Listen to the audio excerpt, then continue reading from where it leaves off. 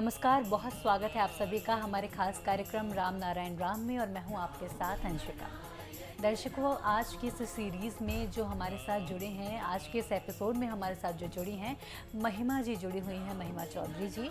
उनसे हम बात करेंगे कि उनकी जर्नी राम नारायण के प्रति किस तरह की रही। राम नारायण राम जो एक नाम है, जो बीज मंत्र है, उसके बारे में हम उनसे बात करना चाहेंगे क्योंकि वो काफ़ी यंग भी हैं, हमारी ही एज की हैं, जो यंगस्टर्स हैं उनकी ही एज की हैं। तो उनकी दृष्टि से भी जानेंगे कि उनको क्या समझ में आया, जिससे कि आप और मैं और भी ज़्यादा अच्छी तरह से समझ पाएँ, डीपली हम जान पाएँ कि राम नारायण राम का अर्थ हमारे लिए क्या हो सकता है। तो चलिए कार्यक्रम की शुरुआत करते हैं। हमारे साथ उपस्थित हैं संतान दल के प्रेसिडेंट शंकर सरकार जी और हमारी बहुत खास मेहमान महिमा चौधरी जी। राम नारायण बहुत बहुत स्वागत है आप दोनों का।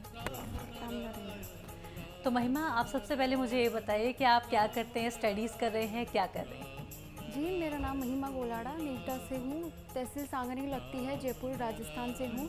और अभी लास्ट ईयर मेरा BA B.Ed कंप्लीट हुआ है। इंटीग्रेटेड कोर्स था जो मैंने 8 सब्जेक्ट से कंप्लीट किया था और अभी रनिंग में जो है मैं ज्योग्राफी सब्जेक्ट से MA चल रहा है। और टीचिंग लाइन की जितनी भी जो कॉम्पिटिटिव एग्ज़ाम होते हैं, कंपटीशन एग्ज़ाम होते हैं, इनकी प्रिपरेशन में कर रही हूँ अभी रनिंग में। तो आज का जो मेरा टॉपिक था वो मैं बहुत बहुत धन्यवाद देना चाहूँगी प्रेसिडेंट और नरेश जी अंकल का कि उन्होंने मुझे एक प्लेटफॉर्म दिया ताकि एक यूथ तक या प्रत्येक लोगों तक मैं अपनी बात पहुँचा पाऊँ। तो मैं आपकी परमिशन लेना चाहूँगी। राम नारायण, बहुत बहुत धन्यवाद आपका कि आपने मुझे प्लेटफॉर्म दिया। तो आज का मेरा टॉपिक जो था वो ये था कि जो अल्पायु होती है, तो अल्पायु में हम साधना की प्राप्ति कैसे कर सकते हैं। आज जो सोसाइटी है, समाज है, उसमें हम सभी जानते हैं कि जो जितनी भी घरेलू समस्याएं होती है कि इंसान को टाइम नहीं मिल पाता, जो जितनी भी योगिक क्रियाएं होती है, प्राणायाम होता है, योगा वगैरह, जितनी भी मेडिटेशन, जो जितनी भी क्रियाएं होती हैं, उनको करने का हमारे पास समय नहीं होता। तो इसके कारण हर घर में हमें ये देखने को मिलता है कि लोग हैं जो कुंठा से ग्रसित है, तनाव है, डिप्रेशन में है। तो इन सब की वजह से कहीं ना कहीं जो एक खुशी है वो जाहिर नहीं कर पा रहे हैं। तो इसीलिए जो जप है, किसी भी मंत्र, जो राम नारायण राम मंत्र है, इसका जप करने के माध्यम से हम साधना की प्राप्ति कर सकते हैं। अब मुद्दा ये उठता है कि क्या प्रोसेस होगा कि हम इस मंत्र का जाप करें। फर्स्ट स्टेप इसका ये होता है कि हम सत्संग, जो कीर्तन होता है, उसके माध्यम से इसका जाप करते हैं। जो हम सभी जानते हैं कि जो सत्संग या कीर्तन होता है, एक मिलन का एक संगीत होता है, जिसमें प्रत्येक इंसान एक जगह पे एकत्रित होते हैं, एक जो जाप होता है उसको बोलते हैं समान सुर में, समान ताल में। चाहे हम कुछ वाद्य यंत्रों का यूज़ करते हैं या सेल्फ से, चाहे मन ही मन उनका स्मरण करते हैं, इन सभी के माध्यम से हम करते हैं। हम सभी जानते हैं कि जो प्रकृति है, प्रकृति का प्रत्येक स्टेट, प्रत्येक जो कंट्री है, एक दूसरे से जुड़ा हुआ है, अलग चाहकर भी हम अलग नहीं कर सकते। ऐसे ही इसी प्रोसेस से जो मनुष्य है वो एक दूसरे से कोरिलेटेड है, एक चाहकर भी हम उनको अलग नहीं कर सकते। तो इसीलिए जो सभी का हमारा एम होना चाहिए, उद्देश्य होना चाहिए ज़्यादा से ज़्यादा यही कि हम जो राम नारायण राम बीज मंत्र है इसका स्मरण करें। और इसके लिए कोई स्पेशल पोज की हमें ज़रूरत नहीं होती कि जैसे हम योगा वगैरह करते हैं तो एक स्थान पर बैठते हैं, मेडिटेशन वगैरह ये स्पेशल पोज लेते हैं, ये कोई नेसेसरी पार्ट इसमें नहीं है। हम रेगुलरली हमारे डेली जो रूटीन्स होते हैं, कहीं जा रहे हैं, कुछ काम कर रहे हैं, खा रहे पी रहे, तो मन में ही इसका स्मरण भी कर सकते हैं। चलते, उठते, बैठते, इन सब क्रियाओं में हम इसको इंक्लूड करते हुए कर सकते हैं। आप जानते हैं कि जो जितनी भी वर्किंग स्टूडेंट्स होते हैं या कंपटीशन लेवल के स्टूडेंट हैं, स्पेशली मेरा मुद्दा ये यूथ तक ये मैसेज पहुंचाने का है कि वो ये जो जाप है, ये जो मंत्र है राम नारायण राम का, इसका जाप करें। अभी कुछ टाइम पहले इंसिडेंट आपने भी सुना होगा कोलकाता में, जो लेडी डॉक्टर के साथ जो इंसिडेंट हुआ, कहीं ना कहीं जो इंसान था जिसने भी किया, वॉटेवर, ये मेरा व्यक्तिगत मानना है, मैं किसी पे कमेंट नहीं कर रही हूँ, लेकिन ये जो हुआ इंसिडेंट कहीं ना कहीं विवेक के कारण हुआ। हमें मतलब इंसान में और जानवर में यही फ़र्क होता है कि जो जानवर है उसमें विवेक नहीं होता, इंसान है विवेक पाया जाता है इंसान में, और विवेक के कारण ही वो सोचता है, समझता है, उसकी आंतरिक शक्तियों का विकास होता है। और इस विवेक का जन्म होता है राम नारायण राम मंत्र के जाप करने से। जैसे जैसे हम जाप करते हैं हमारे अंदर एक विवेक की उत्पत्ति होती है। तो कहीं ना कहीं अगर प्रत्येक यूथ इससे जुड़ता है, राम नारायण राम का स्मरण करता है, तो उसमें विवेक का विकास होगा। और इस विवेक के माध्यम से जितने भी, ये जो कोलकाता का मैटर था, इसी के अलावा जैसे कि बच्चे सुसाइड करते हैं सोशल मीडिया की लत की वजह से, फैमिली प्रॉब्लम्स चलती है, कोई किसको सूट कर रहा है। एक इंसिडेंट हमने भी सुना था कि बच्चे ने माँ को सूट कर दिया, अपनी मम्मी को सूट कर दिया। तो कहीं ना कहीं ये पेरेंट्स के द्वारा भी ये बच्चों को सिखाया जाए, ये संस्कार उनमें डाला जाए कि आपको इन सब प्रवृत्तियों को त्याग कर अपने अंदर जो है विवेक का विकास करना है। और ये विवेक जो है वो राम नारायण राम जो मंत्र है, जाप है, इसमें निहित है। तो महिमा, आप कब राम नारायण राम से जुड़ी, आपका कब इंटरेक्शन हुआ? ये मेरा पिछले 10-12 साल से, जब से नरेश जी अंकल के द्वारा नेवटा में सत्संग, हर संडे को ये सत्संग करवाते थे, सोनी जी अंकल इनके साथ थे, तो ये सत्संग करवाते थे। हमारे घर भी कुछ बहुत टाइम से हो चुका है ये सत्संग। उस समय तो आप बहुत छोटे रहे होंगे। हाँ, छोटे थे, लेकिन ऐसा सुनते ही आ रहे हैं। फिर जब से फिर बड़े हुए, बुक्स को पढ़ा, तब पता चला कि राम नारायण राम क्या है, तो फिर इसके बारे में हमें पता चला। महिमा, आप जैसे कि आपने कहा कि यंगस्टर्स को आप ये मैसेज देना चाहती हैं कि वो जुड़ें राम नारायण राम से, जिससे विवेक का विकास हो और हम अपने विवेक को समझें और सामने वाले की भी इज्जत करें, क्योंकि कहीं ना कहीं आप और हम आपस में रिलेटेड हैं। जी, हम एक दूसरे से जुड़े हुए हैं। तो आप उनको क्या बताएंगे कि राम नारायण राम क्या है? क्योंकि युवा, आपको पता है कि आप भी यंग हैं, तो हर चीज़ में तर्क उनको चाहिए होता है, तो उनको क्या तर्क देंगे? इसमें तर्क ये है कि पिछले लास्ट एपिसोड जितने भी हुए, उसमें नरेश जी अंकल या प्रेसिडेंट के द्वारा काफ़ी बार शायद राम नारायण राम मंत्र का जिक्र किया जा चुका है। मैं तो उनके सामने तुच्छ ही हूँ, क्योंकि वो तो विद्वान है और उनके द्वारा जो जितना भी डिस्क्रिप्शन दिया गया, लेकिन फिर भी मेरा व्यक्तिगत मानना ये है कि जो राम नारायण राम है, ये पूरी जो हमारी सृष्टि है, पूरा ब्रह्मांड है, सब इस एक ही तत्व में, एक ही बीज में समाहित है। राम जो शब्द है, ये आकाश है, हमारा जो आसमान है, ये राम में समाहित है। नारायण, जितने भी हमारे ग्रह नक्षत्र है, गैलेक्सीज हैं, ये सारे नारायण में इंक्लूड है। और जो लास्ट का इसका जो वर्ड आता है राम, इसमें जो हमारे पंच तत्व है, जैसे कि वायु हो गया, अग्नि हो गया, जल हो गया, पृथ्वी, ये सभी इस लास्ट के राम में समाहित है। जीवकुल, आखिरी वाला राम में जीवकुल भी आ जाता है। हाँ, जीवकुल, ये सभी प्राणी कुल, जैसा कि आप सुन रहे हैं, प्रेसिडेंट हमें बता रहे हैं, ये सभी इसी में शामिल है। तो मतलब जितने भी लोग हैं, अलग अलग धर्म, मतलब आध्यात्मिक दृष्टिकोण से हमें पाया जाता है, कोई हिंदू है, मुस्लिम है, सिख है, ईसाई है, लेकिन मेरा तो ये मानना है कि राम तत्व में ये सारे धर्म समाहित है। जितने भी हैं, मैं किसी धर्म पे कमेंट नहीं कर रही हूँ, सभी की अपनी अपनी गतिविधियाँ हैं, अपना अपना मानना है। लेकिन हमारे पेरेंट्स से बोलते थे कि भक्ति करने या स्मरण करने की भी एज होती है, 60 के बाद ये बुज़ुर्ग लोग ही भक्ति करते हैं, साधना करते हैं। तुम्हारी तो एजुकेशन की है, पढ़ो लिखो। लेकिन मेरा जो मानना है वो ये है कि ये चीज़ हमें कोई बाधा नहीं बन रही है हमारी एजुकेशन में या हमारे करियर में, कहीं ना कहीं ये सपोर्ट कर रही है। तो सपोर्ट कैसे कर रही है? क्योंकि मैं आपसे ये समझना चाहती हूँ कि राम नारायण राम का जप कर कर कंसंट्रेशन बढ़ रहा है, फोकस बढ़ रहा है, क्या हो रहा है? हाँ, यही है कि मैं स्टूडेंट हूँ। 50,000 करोड़ आत्मा है, हाँ, उसको डेवलप होता है। प्रेसिडेंट ने बताया कि जैसे कि हर इंसान है, उसमें 50,000 आत्माएं होती है, 50,000 करोड़ आत्माएं पाई जाती है।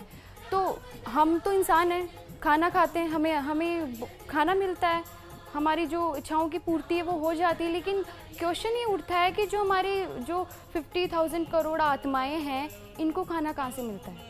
तो इनको खाना मिलता है राम नारायण राम मंत्र के जाप करने से। जैसे जैसे हम जाप करते हैं, हमारे अंदर एक एनर्जी होती है, ताकि हम कंसंट्रेशन कर पाते, चाहे वो हमारा स्टडी हो, चाहे वो हमारा कोई ऑक्यूपेशन हो, प्रत्येक चीज़ में हम कंसंट्रेशन कर पाते हैं। और जितने भी जो सांसारिक भौतिक वस्तुएं हम देखते हैं, चीज़ें देखते हैं, इनसे ध्यान हटाकर हम इस प्रकृति के बारे में सोचते हैं।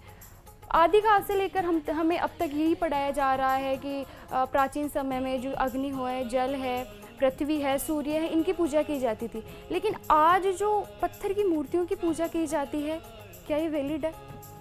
आप अपना अपने पे लेके सोचे कि हम जाते हैं। एक इंसिडेंट बताती हूँ कि मैंने एक बच्चे को देखा था, छोटा सा बच्चा था बिल्कुल 2-3 साल का, उसके हाथ में पेरेंट्स ने एक लोटा थमाया था ऐसे जल चढ़ाने के लिए। अब जिस बच्चे की चलने की कंडीशन नहीं है वो उस मूर्ति पे जाके पानी चढ़ा रहा है। तो पेरेंट्स उसको सिखाएं कि ये जो मूर्ति है, जो पत्थर की मूर्ति है, क्या इससे हमें विवेक विकसित हो रहा है? विवेक का विकास होगा ये जो राम नारायण राम बीज मंत्र है इसका विकास करने से। और जो हमारी स्टडी में हम पढ़ते हैं कि जितनी भी हमारी बुक्स होती है उनमें आगे पीछे जो कॉन्स्टिट्यूशन दिया होता है, प्रीम्बल्स दी हुई होती है, मतलब प्रस्तावना और संविधान का जैसे उल्लेख किया जाता है, उसी प्रकार से जो जितने भी आदरणीय या सम्मानीय लोग हैं, तो मैं उनसे रिक्वेस्ट करना चाहूँगी कि हमारे जो सिलेबस है उसमें आप ये इंक्लूड करें, इस बीज मंत्र को इंक्लूड करें, ताकि पर छोटे से लेकर मतलब बच्चे का विकास जो होता है छोटे लेवल से ही होता है। तो जैसे ही बच्चा उस बुक्स को खोलता है, आगे पीछे वो फ्रंट पर देखेगा कि बीज मंत्र क्या है, उसका उच्चारण करेगा, डिस्कस करेगा। तो इसीलिए मेरी गुजारिश है कि आप बीज मंत्र को हमारी शिक्षा में इंक्लूड करने की कोशिश करें। लेकिन जैसे कि आपने कहा कि बीज मंत्र को शिक्षा में इंक्लूड करना चाहिए, बिल्कुल करना चाहिए, लेकिन जब बच्चा इतना छोटा है कि वो मंदिर में लोटे से पानी नहीं चढ़ा पा रहा, तो उसको राम नारायण राम का अर्थ क्या समझ आएगा?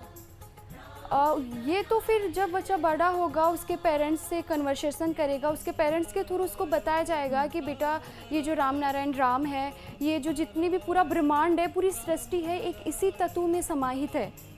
हमारा जो शरीर है, प्रत्येक जीव है, जगत में कितने प्राणी है, कितनी वेदना है। एक जो छोटा बच्चा जन्म लेता है उसकी आवाज़ से लेकर एक जो मृत्यु से यहाँ पे जो लेटा हुआ व्यक्ति होता है उसकी सांस, जो प्रत्येक ध्वनि है वो राम में समाहित है।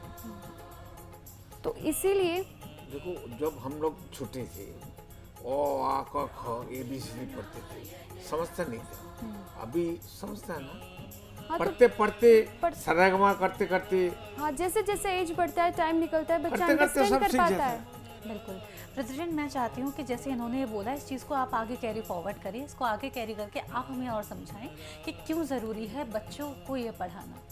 देखिए, हर इंसान का अंदर 50,000 करोड़ आत्मा है, ठीक है। ये बताया, इसको मालूम हो गया, सबको मालूम होना चाहिए। सबसे बड़ा बात है, हम तो हर रोज 3 दफे 4 दफे 5 दफे खाना खाता है, कुछ भी खाता है, ABCD सब खाता है। तो हमारा शरीर, आपका शरीर, सबका शरीर में, हर इंसान का शरीर में जो 50,000 करोड़ आत्मा है वो क्या खाएगा? उसको अगर खाना नहीं देंगे, वो उसको खाना नहीं मिलेगा तो वो मरते रहेगा, वो हर रोज मरेगा, लाखों लाखों मरेगा।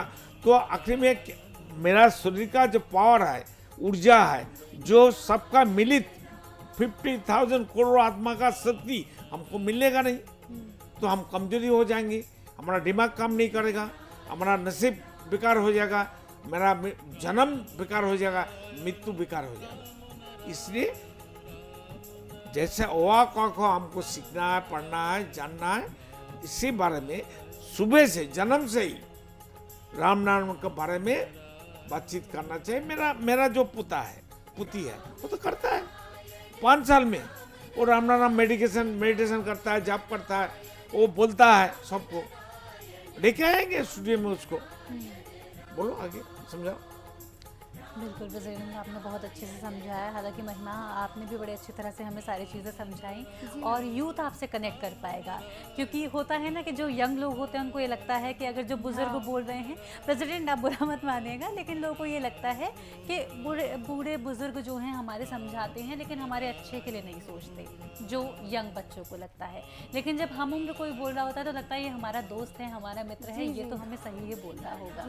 तो मैं आपसे महिमा आगे जानना चाहती हूँ कि आगे आपके क्या प्लान्स हैं? आगे आपकी स्टडीज़ में, अभी आप MA कर ही रहे हैं, ज्योग्राफी से आप कर रहे हैं, आगे क्या प्लान्स हैं कि राम नारायण राम को और भी आगे प्रचार प्रसार में आप लगेंगी, स्टडीज़ के साथ क्या करना चाहते हैं? जी, मेरा तो अभी तक यही मानना है कि कंटिन्यू स्टडी के साथ भी इस बीज मंत्र का प्रचार प्रसार करना, यूथ को इसके बारे में मैसेज देना और जोड़े रखना, यही मेरा एम होगा। बहुत बढ़िया, आपने बहुत सही कहा। अच्छा, क्या आप जैसे कॉलेज वगैरह भी जाती होंगी तो जी, वहाँ जी। पर भी आपके फ्रेंड्स होंगे, आप उनको भी बताते हैं तो फिर उनका क्या रिएक्शन होता है? अब ये तो हर किसी का व्यक्तिगत मानना है, हम किसी को फोर्स नहीं कर नहीं नहीं, सकते। बिल्कुल नहीं, मैं आपसे इसीलिए पूछ रही हूँ क्योंकि हर किसी का अलग अलग रिएक्शन जी, होता जी। है, तो आप उनको भी समझाते होंगे। जी, जी, ज़रूर। मेरा जो फ्रेंड सर्किल है, मेरा लगभग 4 साल से कंटिन्यू कॉलेज जाना होता था, तो वहाँ मेरी फ्रेंड से कन्वर्सेशन करना, कुछ थी कि अपोजिशन में भी बात होती है, ऐसी बात नहीं है कि हमें पूरा पूछते हैं, एविडेंस माँगते हैं कि आपके पास क्या एविडेंस है, कि हम कैसे विश्वास करें इस चीज़ पर। हाँ, तो इसीलिए बस मैंने अपना व्यक्तिगत बताया कि मैं मानती हूँ, मैं इसका उच्चारण करती हूँ, जाप करती हूँ, तो कहीं न कहीं आंतरिक शांति मिलती है। इंद्रियों का विकास होता है, जो आंतरिक शक्तियाँ हैं, इनका विकास होता है, हम किसी चीज़ पे कॉन्सेंट्रेशन कर पाते हैं। तो फिर मतलब खैर उनको आपने समझाया होगा, जी, सबके जी। अलग अलग विचार होते जी, हैं, जी, मैं जी। आपसे बिल्कुल सहमत हूँ। जी, जी। तो जैसा कि आपने बताया कि अपने विचारों पर आप कंट्रोल कर पाते हैं, जी, जी। और हमारी इंद्रियों पर हम कंट्रोल कर पाते हैं, ये एक तो फॉर्म ऑफ मेडिटेशन भी हो गया, क्योंकि मेडिटेशन में आपको क्या करना है, श्वासों पर आपको ध्यान देना है। जी, जी। लेकिन क्योंकि हम रेगुलर हमारी सांसें चल रही होती हैं, हमें लगता है कि कोई ज़रूरी चीज़ नहीं है ये, लेकिन अगर इस पर हमारा ध्यान फोकस किया जाए तो राम नारायण राम का हम जाप करें तो उससे हम कर सकते हैं। अब मैं आपसे ये भी जानना चाहती हूँ कि जैसे आपने 10 साल पहले से स्टार्ट किया था, राम नारायण से आप कनेक्ट हुए थे, तो क्या उस समय आपके पेरेंट्स को कोई प्रॉब्लम हुई थी या नहीं हुई थी? क्योंकि जैसे कि आपने खुद ही कहा था, पेरेंट्स का ये होता है कि तुम्हारी उम्र क्या है, पढ़ने लिखने की उम्र जी, है, जी। पढ़ाई लिखाई करो, ये सब तो करना 50-60 साल में। तो उनका क्या रिएक्शन था? मेरी फैमिली का तो हमेशा से ही सपोर्ट रहा है, जो मैंने आपको एग्जांपल दिया, ये लोगों से सुना हुआ मैंने बताया, लेकिन कभी भी मेरे पेरेंट्स ने ये नहीं कहा कि आपको सत्संग को ज्वाइन नहीं करना है या इस राम नारायण राम जो 20 मंत्र है इसका उच्चारण नहीं करना है। उन्होंने हमेशा हमें आगे ही बढ़ाया है कि आपको हमेशा, क्योंकि कुछ टाइम होता है, कुछ समय लगता है कि हम याद करें कि हमें ये स्मरण करना है, लेकिन कुछ समय बाद ये सांसों के साथ कोरिलेट हो जाता है, हमें पता ही नहीं चलता कि हम कब इसका उच्चारण कर रहे हैं। बहुत अच्छा। जैसे हमें पता नहीं है कि हम कब सांस ले रहे हैं, कब सांस छोड़ रहे हैं। सेम वे से राम नारायण राम आंतरिक रूप से स्मरण होता रहता है, हमें कोई विशेष स्पेशल इस पर फोकस नहीं करना होता। बहुत सुंदर, बहुत सुंदर। थैंक यू सो मच महिमा फॉर कमिंग। आपने आकर के बड़ी अच्छी अपनी इनसाइट्स हमारे साथ शेयर जी, की, thank अपना विजन जो अपना आपने हमें बताया, मुझे लगता है काफ़ी युवा आपसे रिलेट कर पाएंगे। जी, जी, जरूर। Thank you so much for coming. Thank you, so much. Thank you. बोलो राम नारायण। राम नारायण राम। राम नारायण, राम नारायण। तो दर्शकों, इसी के साथ आज के इस एपिसोड में इतना ही। आज हमने महिमा से मुलाकात की और उनके बारे में जाना कि राम नारायण राम से वो कैसे जुड़ी और कैसे लोगों को जोड़ रही हैं। इसी के साथ मैं लेती हूँ आपसे इजाज़त, फिर होगी मुलाकात, तब तक के लिए नमस्कार।